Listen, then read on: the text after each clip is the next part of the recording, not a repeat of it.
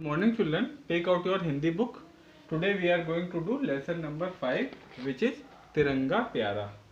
Okay, तिरंगा बेटा हम किसको कहते हैं? हमारा जो राष्ट्रीय ध्वज है उसमें 3 रंग होते हैं ना, तो उसको हम लोग क्या बोलते हैं? तिरंगा. ठीक है, तो उसी के बारे में आपका ये लेसन है.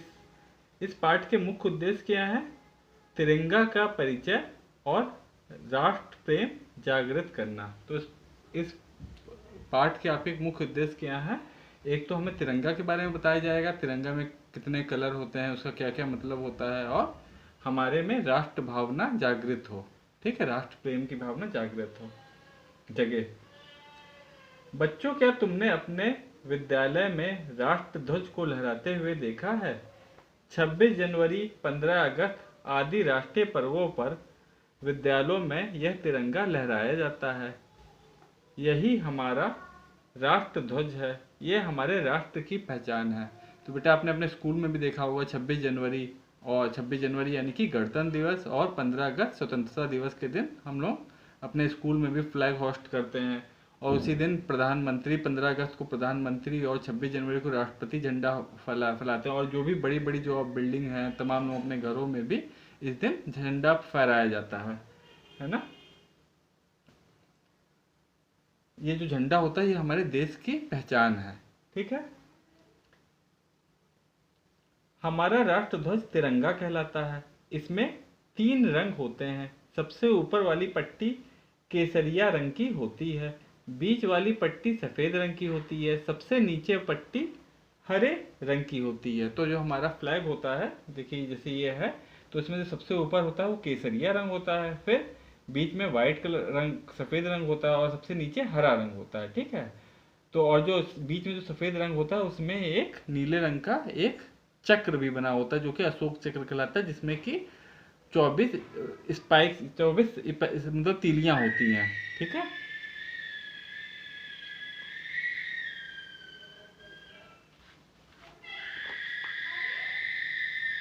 हमारे तिरंगे के तीनों रंग अलग अलग संदेश देते हैं. केसरिया रंग त्याग और बलिदान का सूचक है, सफेद रंग सत्य, शांति और स्वतंत्रता का प्रतीक है, हरा रंग हरियाली एवं विकास का सूचक है. तो जो हमारे तिरंगे में 3 कलर्स होते हैं वो अलग अलग चीज दर्शाते हैं.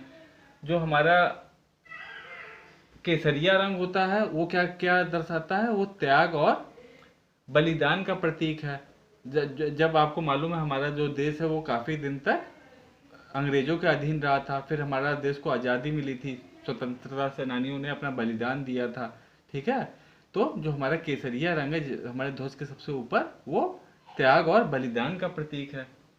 हमारे जो स्वतंत्रता सेनानी उन्होंने बहुत कष्ट सह करके, जेल में रह रह करके बहुत कष्ट सहे और हमारे देश को आज़ादी दिलाई.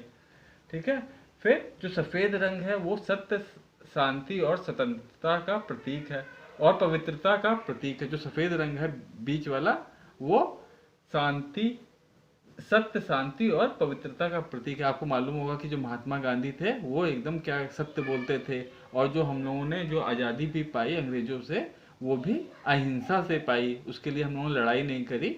महात्मा गांधी कहते थे ना कि अहिंसा से ही हम लोगों को विजय हासिल करनी है. तो उसी तरीके से हम लोगों ने अंग्रेजों को अपने देश से भगाया. ठीक है, तो जो हमारा सफ़ेद रंग है वो किसका प्रतीक है? वो सत्य, शांति और पवित्रता का प्रतीक है. हरा रंग हरियाली एवं विकास का सूचक है. जो हरा रंग होता है, सबसे नीचे वाली जो पट्टी है हमारे फ्लैग की, हमारे झंडे की, वो विकास का सूचक है. जब से हमारा देश आज़ाद हुआ हम लोग नई नई, चाहे साइंस हो, चाहे साइंस टेक्नोलॉजी हो या मेडिकल फील्ड हो, हमारा देश तरक्की कर रहा है. तो वो जैसे आप कहीं देखते हो, अगर पेड़ पौधे कहीं भी लगे होते हैं तो वो जगह अच्छी लगती है, जहाँ हरियाली होती है, फल फूल होते हैं. और जो जगह वैसे ही मिट्टी पड़ी है तो वो जगह अच्छी नहीं लगती है ना. तो वैसे ही जो हमारा देश है वो तरक्की कर रहा है हर फील्ड में धीरे धीरे जब से आज़ाद हुआ. तो जो हमारा जो सबसे नीचे वाली पट्टी है हरे रंग, वो विकास का प्रतीक है. फिर सफेद पट्टी के बीचों बीच नीले रंग का एक चक्र होता है जिसे अशोक चक्र कहते हैं. इस चक्र में 24 तीलियां होती हैं. यह चक्र हमें निरंतर कार्य करने की प्रेरणा देता है। और जो हमारा सफेद वाला जो पट्टी है झंडे की, वो उसके बीचों बीच एक नीले रंग का एक चक्र होता है जिसको कि हम लोग अशोक चक्र कहते हैं। उसमें 24 तीलियां होती हैं, ठीक है। और ये जो चक्र है वो क्या दिखाता है कि हम लोग निरंतर अपने कार्य में लगे हुए हैं, बिना रुके निरंतर अपने कार्य में जो देश है वो आगे बढ़ता जा रहा है, ठीक है।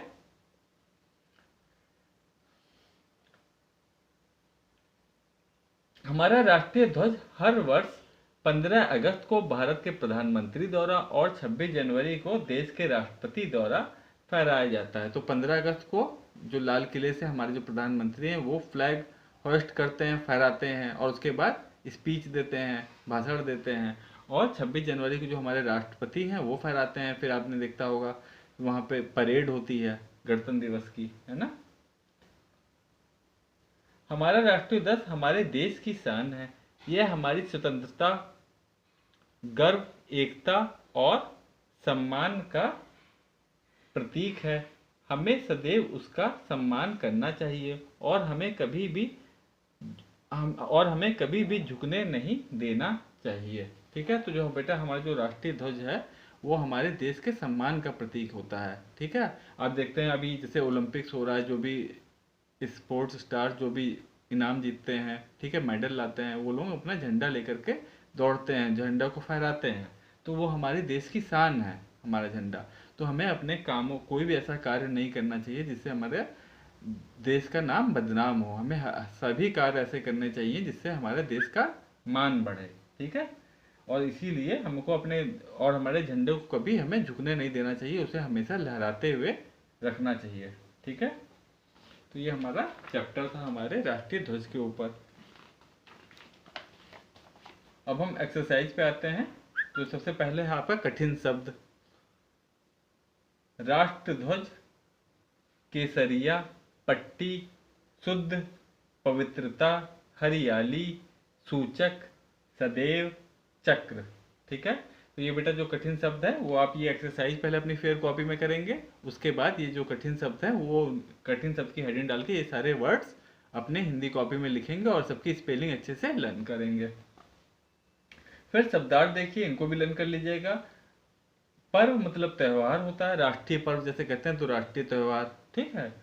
फिर सत्य, सच्चाई, उत्तम, सबसे उत्तम यानी कि सबसे अच्छा, हरियाली, हरा भरा, ठीक है, ग्रीनरी जैसे कहते हैं ना। फिर सूचक, सूचक मतलब प्रतीक, निरंतर, लगातार, ध्वज, झंडा, ठीक है। अब हम आते हैं प्रश्नमाला पे। तो इसमें का एक्सरसाइज देखिए, का एक्सरसाइज आपकी है मौखिक प्रश्न, ठीक है, ओरल आपको आंसर देना है। राष्ट्रीय पर्व पर क्या लहराया जाता है? तो राष्ट्रीय पर्व कौन से होते हैं हमारे, जैसे 15 अगस्त, 26 जनवरी, उस दिन हम लोग क्या लहराते हैं? हम राष्ट्रीय पर्व पे हम लोग अपना राष्ट्र ध्वज लहराते हैं, तिरंगे को लहराते हैं। फिर दूसरा प्रश्न देखिए, हमारे राष्ट्र पर्व कौन कौन से हैं? तो हमारे राष्ट्र पर्व कौन कौन से हैं? हमारे राष्ट्रीय पर्व 15 अगस्त, 15 अगस्त यानी कि स्वतंत्रता दिवस, और 26 जनवरी गणतंत्र दिवस, ये हमारे राष्ट्रीय पर्व हैं। फिर तीसरा प्रश्न है, तिरंगे में कितने रंग हैं? तो तिरंगे में हमारे तिरंगे में 3 रंग हैं। जैसे तिरंगा 3 रंग वाला ना, तो कौन कौन से हैं? सबसे ऊपर केसरिया, फिर सफेद, सफेद में एक नीली रंग की एक अशोक चक्र है जिसमें 24 तीलियां हैं, और फिर तीसरा नंबर पे कौन सा रंग है? हरा, ठीक है, जो हरियाली का प्रतीक है, हरियाली और विकास का प्रतीक है। अब हम आते हैं लिखित प्रश्न पे। इसमें पहला देखिए, केसरिया रंग किसका सूचक है? मतलब केसरिया रंग किस चीज का प्रतीक है? तो इसका आंसर देखिए, केसरिया रंग त्याग और बलिदान का सूचक है। जो हमारे स्वतंत्रता सेनानियों ने बलिदान दिया, देश को आजाद करवाया, तो जो जो केसरिया रंग है वो किसका सूचक है? त्याग और बलिदान का सूचक है। फिर नेक्स्ट प्रश्न है आपका, सफेद रंग क्या प्रकट करता है? तो इसका आंसर देखिए, सफेद रंग सत्य, शांति और पवित्रता का प्रतीक है। तो सफेद रंग क्या दिखाता है? शांति, ठीक है, सफेद रंग सत्य, शांति और पवित्रता दिखाता है, ठीक है। जैसे हमारे महात्मा गांधी ने सत्य और शांति से देश को आजाद करवाया, तो वही हमारा जो सफेद रंग है वो उसी का प्रतीक होता है, ठीक है। फिर तीसरा प्रश्न क्या है आपका, हरा रंग किसका सूचक है? तो देखिए हरा रंग हरियाली एवं विकास का सूचक है। हमारा देश जो प्रगति कर रहा है उसी का सूचक हरा रंग है। ठीक है। फिर चौथा प्रश्न है आपका, अशोक चक्र क्या प्रेरणा देता है? तो इसका आंसर देखिए, अशोक चक्र हमें निरंतर कार्य करने की प्रेरणा देता है, यानी कि हम लोग अपने कार्य में लगातार लगे रहें, लगातार कार्य करते रहे, यही हमें अशोक चक्र इसी की प्रेरणा देता है। बिना रुके हम अपने काम में लगे रहें, इसी की प्रेरणा अशोक चक्र देता है।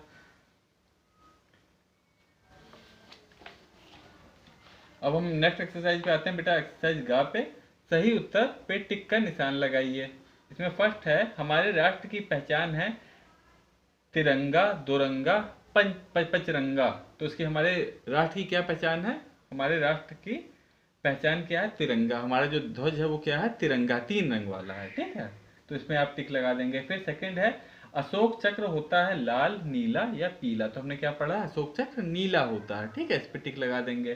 फिर थर्ड देखिए, अशोक चक्र में तीलियां होती हैं 20, 22 या 24। तो अशोक चक्र में कितनी तीलियां होती हैं? अशोक चक्र में 24 तीलियां होती हैं। ठीक है। अब हम घा एक्सरसाइज पे आते हैं। दिए गए शब्दों से सही शब्द चुनकर रिक्त स्थानों की पूर्ति कीजिए। ठीक है, फिल इन द ब्लैंक्स हमको ये कंप्लीट करना है। तो फर्स्ट है, यह हमारे देश की पहचान है। तो यह हमारे, ये झंडे के बारे में कहा जा रहा है, तो यह हमारे किसकी पहचान है? हमारे राष्ट्र की पहचान है। यहाँ आप राष्ट्र लिख देंगे, राष्ट्र मतलब देश। ठीक है, यह हमारे राष्ट्र की पहचान है। फिर दूसरा देखिए, इसमें 3 डैश होते हैं। तो हमारे ध्वज में कितने होते हैं? हमारे इसमें 3 क्या होते हैं? हमारे ध्वज में क्या होते हैं? 3 रंग होते हैं। तो इसमें 3 रंग होते हैं। ठीक है। फिर थर्ड देखिए, सफेद पट्टी के बीचों बीच नीले रंग का एक डैश है। तो सफेद पट्टी के बीचों बीच क्या है? सफेद पट्टी के बीचों बीच देखिए, आपके फ्लैग के बीचों बीच क्या होता है? अशोक चक्र, है ना।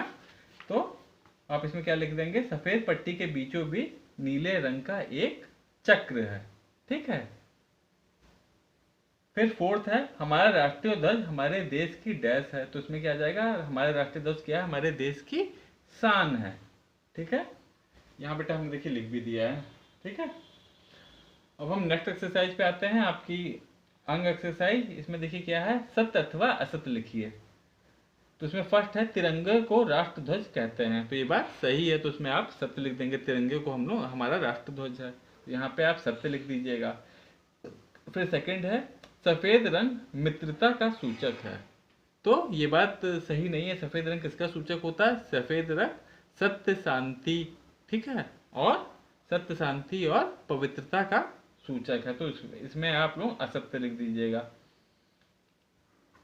फिर थर्ड है, केसरिया रंग त्याग का सूचक है। तो ये बात सही है, केसरिया रंग त्याग और बलिदान का सूचक होता है। तो यहाँ पे आप सत्य लिख देंगे। फिर फोर्थ है, 15 अगस्त को देश के प्रधानमंत्री राष्ट्र ध्वज फहराते हैं। तो ये बात भी सही है, 15 अगस्त को हमारे प्रधानमंत्री राष्ट्र ध्वज फहराते हैं और 26 जनवरी को हमारे राष्ट्रपति राष्ट्र ध्वज फहराते हैं। तो इसमें भी आप सत्य लिख देंगे। अब हम आते हैं भाषा ज्ञान पे। तो इसमें का एक्सरसाइज देखिए, दिए गए शब्दों के विलोम शब्द लिखिए। विलोम शब्द मतलब अपोजिट, ठीक है, उसके उल्टे। तो मीठा का क्या हो जाएगा? तो मीठा का आपका हो जाएगा खट्टा। फिर काला का क्या हो जाएगा? सफेद। ठंडा का क्या हो जाएगा? गरम। फिर मोटा का क्या हो जाएगा? पतला। ठीक है। फिर नेक्स्ट एक्सरसाइज पे हम लोग आते हैं। नेक्स्ट एक्सरसाइज आपके एक्सरसाइज खा, सही मिलान कीजिए। ठीक है, तो इसमें आपको क्या करना है? अच्छा, यहाँ पे देखिए वर्ड्स दिए हैं, उनको आपको मैच करना है। यहाँ पे उसके मीनिंग दिए गए हैं, उनका पर्यायवाची या उनके अर्थ यहाँ पे दिए गए हैं। तो पेड़ को आप किससे मैच कर देंगे? पेड़ को वृक्ष से। फूल को, फूल का मतलब होता है सुमन, सुमन से मैच कर दीजिएगा। फिर वायु को, वायु हवा, हवा से मैच कर देंगे। फिर सूरज को सूर्य से। ठीक है, पेड़ को वृक्ष से, फूल को सुमन से, वायु को हवा से, सूरज को सूर्य से आप मैच कर दीजिएगा। ठीक है। अब हम नेक्स्ट एक्सरसाइज पे आते हैं। दिए गए वाक्यों से में विशेषण छाटिए। ठीक है, आपको बेटा विशेषण क्या होते हैं? जो शब्द संज्ञा की विशेषता बताएं उसको हम लोग विशेषण कहते हैं। ठीक है, जैसे आप पहला देखिए, श्याम सुंदर है। तो हम अगर प्रश्न पूछते हैं कि श्याम कैसा है, तो श्याम का की विशेषता कौन सा शब्द बता रहा है? सुंदर। ठीक है, तो सुंदर पे आप अंडरलाइन कर देंगे, श्याम सुंदर है। ठीक है, फिर नेक्स्ट देखिए, यह आम खट्टा है। तो आम की विशेषता कौन सा शब्द बता रहा है? खट्टा। तो खट्टा को आप अंडरलाइन कर देंगे, खट्टा विशेषण है। ठीक है, फिर थर्ड देखिए, रीना सुंदर लेख लिखती है। रीना कैसा लेख लिखती है? सुंदर लेख लिखती है ना। तो रीना आपका ओ सॉरी, सुंदर क्या है? सुंदर विशेषण हो गया, इसको आप अंडरलाइन कर दीजिएगा। फिर रमन आज्ञाकारी बालक है। रमन कैसा बालक है? आज्ञाकारी। तो रमन की विशेषता कौन सा शब्द बता रहा है? आज्ञाकारी। तो आज्ञाकारी आपका विशेषण है। ठीक है, तो ये बेटा आप सारे सेंटेंस लिख लीजिएगा अपनी फेयर कॉपी में, और उसके बाद जो जो विशेषण है उसको आप अंडरलाइन कर दीजिएगा। ठीक है, यहाँ देखिए हमने लिख दिया सुंदर, खट्टा, सुंदर और आज्ञाकारी, ये चारों आपके विशेषण हैं। अब हम नेक्स्ट एक्सरसाइज पे आते हैं। एक्सरसाइज का अलग अलग मात्राएं लगाकर नए शब्द बनाइए। ठीक है, तो आपको देखिए यहाँ पे 2 अक्षर का एक शब्द दे दिया गया है, रख। तो इसमें आपको अलग अलग मात्राएं लगा करके अलग अलग शब्दों का निर्माण करना है। तो रख का देखिए राखी, रेखा, राख। ठीक है, 3 शब्द बना लिए गए। ऐसे ही फिर आपका नेक्स्ट शब्द है कम। तो कम का देखिए, कम का कमी, कौम, काम। ठीक है, 3 शब्द बन गए। फिर बल का बली, बेला, बाली। तो ये 3 शब्द बन गए। फिर चल का कौन शब्द बन जाएगा? चली, चेला, चाल। ठीक है, फिर कल का देखिए, कल का कली, केला, काला। ठीक है, तो वही 2 अक्षर को लेकर के आपको अलग अलग मात्राएं लगा करके 3 शब्दों के निर्माण करने हैं। ठीक है, अब हम नेक्स्ट एक्सरसाइज पे आते हैं, वो है आपका लिखित बोध। दिए गए शब्दों से वाक्य बनाइए। तो फर्स्ट है राष्ट्र, आपको इससे सेंटेंस बनाना है, वाक्य बनाना है। तो देखिए राष्ट्र का हमने बनाया है, तिरंगा हमारे राष्ट्र की पहचान है। ठीक है, फिर नेक्स्ट है आपका ध्वज से आपको वाक्य बनाना है, हमें अपने ध्वज तिरंगे का सम्मान करना चाहिए। ठीक है, तो ध्वज आपका क्या है? ध्वज, ये सेंटेंस में यहाँ पे ध्वज आ गया। ठीक है, फिर थर्ड है रंग। रंग से आपको सेंटेंस बनाना है, हमारे राष्ट्र ध्वज में 3 रंग हैं। ठीक है, और फिर आपको शान से सेंटेंस बनाना है, तो शान, तिरंगा हमारे देश की शान है। ठीक है, तो इस तरीके से आप यही लिख लीजिएगा, या फिर आप अपने से भी नए सेंटेंस बना के उसको अपनी फेयर कॉपी में कर लीजिएगा। फिर रचनात्मक गतिविधि देखिए, तिरंगा का चित्र बनाइए और उसमें रंग भरिए। तो आपको क्या करना है, यहाँ पे अपना जो राष्ट्रीय ध्वज है उसकी पिक्चर बनानी है। ठीक है, और उसमें फिर आपको वैक्स या अपने पेंसिल कलर से या क्रेयॉन से उसे कलर करके अच्छे से, और पूरा उसे वो कलर कर देना है। ठीक है,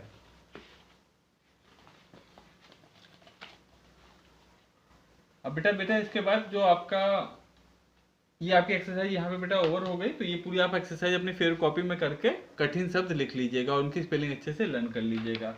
अब जो नेक्स्ट है आपका बेटा, वो है आपका पहली परख। जो अभी तक हमने ये 5 चैप्टर्स पढ़े हैं, उसी में से ये आपका एक समझिए रिवीजन एक्सरसाइज है। तो इसको भी आप अपनी फेयर कॉपी में इसको कीजिएगा। ठीक है, ये अपने से आपको करना रहेगा।